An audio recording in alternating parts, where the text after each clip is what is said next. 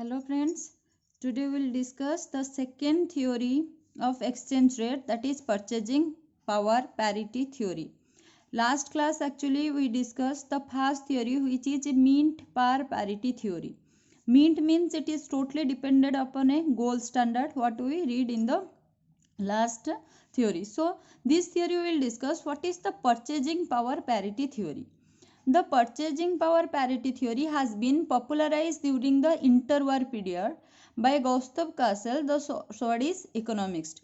Actually, what is the enter purchasing power parity is not a new thing. Purchasing power, what is it? We know it in the economics long before. But based on this purchasing power, he just improved a theory which is known as purchasing power parity theory. Who? Gustav Cassel, who is an Swedish economist. So here you will see that according to this theory, rate of exchange between two countries are determined by the relative price. So what is as like in the mint par parity theory, gold standard is important to determine the rate of exchange in between two countries in convertible currencies. Here in the purchasing power parity theory, important is relative price level. What is relative price level? We will explain and we will give example also.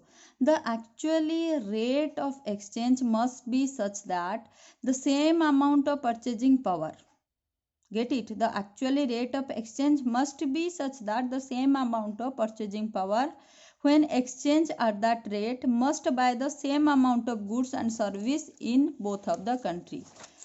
Then what I told in the previous page, I will give justification with one example. For example, if by spending 60 rupees in India, suppose we are purchasing 1 kg of onion. So in USA, if you will purchase 1 kg of onion, we need $1. So what is the rate of exchange in between USA and India? Obviously, it will be 60 rupees equal to $1. Get it? Because 1 kg of onion here in India also 60 rupees, 1 kg of onion $1 in USA. So that what is the exchange rate of exchange in between USA and India? $1 equal to 60 rupees for 1 kg of onion. I just gave a example like that. Only according to weight we can balance the rate of exchange in between two countries' currency. The theory has two terms. First, the dealing with the determination of rate of exchange between two inconvertible currencies, and second is to dealing with the cause and degree of fluctuation in the rate of exchange. First we told that $1 equal to 60 rupees. It is not that is 100% fixed. It will not change at all. If anytime any cause are there for change or the degree of fluctuation will be here and there, then how it will be managed. Two things we have to see: how we will fix the rate of exchange. Second, if any fluctuation will be there, how we have to manage it. Two things we have to see. Then in other words, the theory has been presented in two versions, like absolute version and a relative version. What is absolute version is the equilibrium rate of foreign exchange between two inconvertible currency tends to be determined at the point at which there is equality between the respective purchasing power parity due to influence of demand and supply of foreign exchange. In absolute version, we saw that the equilibrium of foreign exchange in between two currency will come at the point where there is equality between respective purchasing power parity. So what is the purchasing power parity? It is highly influenced by the demand and supply of the foreign exchange. They also develop a formula at that time. The rate of exchange means R equal to PBQ0 divided by PAQ0, where R is equal to the rate of exchange countries A currency in terms of countries B currency. PA and PB shows the price level of the country A and B, and Q0 is the corresponding weight.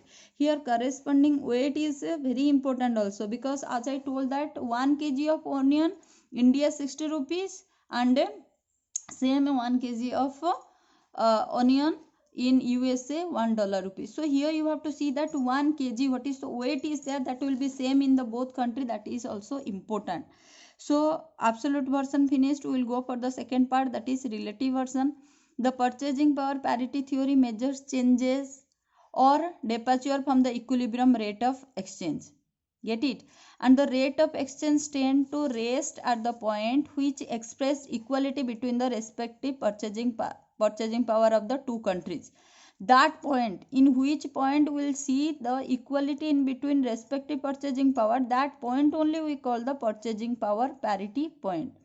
So under a system of autonomous paper standard, the external value of currency is said to be depend ultimately on the domestic purchasing power of that currency relative to that another country. So here in the relative version we have to see what is the relations between the domestic purchasing power parity and the international purchasing power parity. Get it? It is very important. The external value is all the time depend upon the domestic purchasing power parity. So exchange rate under such a system tends to be determined by the relative purchasing power parity of different currencies in different countries. Obviously the exchange rate it will differ, and positively it is determined by the relative purchasing power parity. Get it? In different countries different currency will be there, and according to that relating purchasing power the system will determine, the exchange system will determine. If price in India get doubled, means suppose 1 kg of onion will be 120 rupees, but the price of the USA remaining the same. See, fluctuation started here. The value of the rupee will be exactly half. That means what? The new parity will be $1 equal to 120 rupees. But if the price in both countries get doubled, means there will be no change in the parity. Neither if USA will see the change in price and India same, means will see the parity will change. The new parity will come. This is all about absolute. This is all about relative version. In other words, the two currencies has been inflated. The new normal rate of exchange will be determined. So what is the formula to decide the new rate of exchange? So foreign exchange rate will be base rate into foreign price index in current period divided by foreign price index on the base period, domestic price index on the base period, and domestic price index divided by current period. Here I make it little bit clumsy. If anything doubt is there, you can ask me in the comment. I will clear it what I wrote here. It is current period, base period, current period, and here we took two things, foreign price index and domestic price index. In short, we can write the formula like R1. R1 means rate of exchange, foreign rate of exchange. R0 means base rate.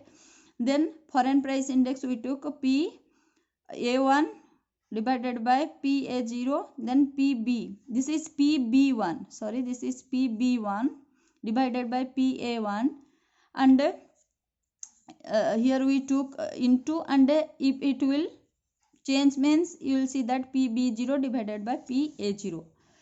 So what is the theory I discussed? Purchasing power parity theory. It is highly famous, especially 1914 to 24. It is highly famous and accepted by the economic system, but later it is criticized for few points, like it assumes that there is a direct link between purchasing power of the currencies and the rate of exchange, whereas there is no such direct relation between the two. You saw anytime, means district to district our purchasing power changing according to quantity of things.